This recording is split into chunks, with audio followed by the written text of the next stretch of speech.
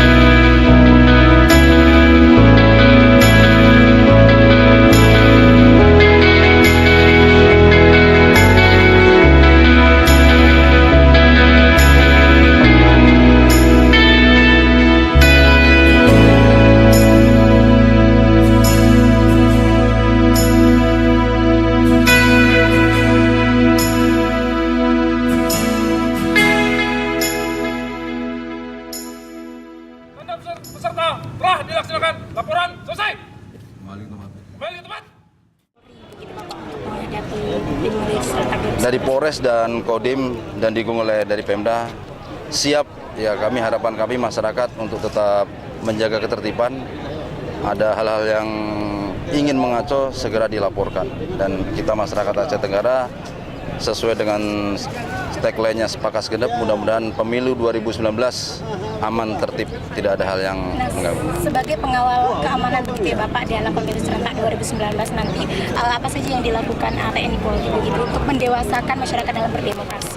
Untuk TNI Polri, kita tekankan kepada para Kapolsek, khususnya Babin Kamtibmas dan Babinsa, untuk selalu menyampaikan tentang ketertiban pemilu, dan kami mengajak agar masyarakat juga jangan golput.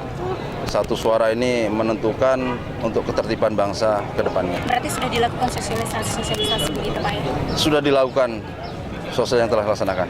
Oke, baik. Untuk Bapak Bupati Aceh Tenggara, bagaimana tanggapannya hari ini Bapak setelah TNI Polri melakukan apel gelar pasukan operasi Rencong 2019? Ya, insya Allah mudah-mudahan dengan momentum apel pada hari ini dapat lebih melekat dan lebih bersinergi dalam satu pandangan untuk menyelesaikan dan mensukseskan pesta demokrasi yang sangat sama-sama kita cintai.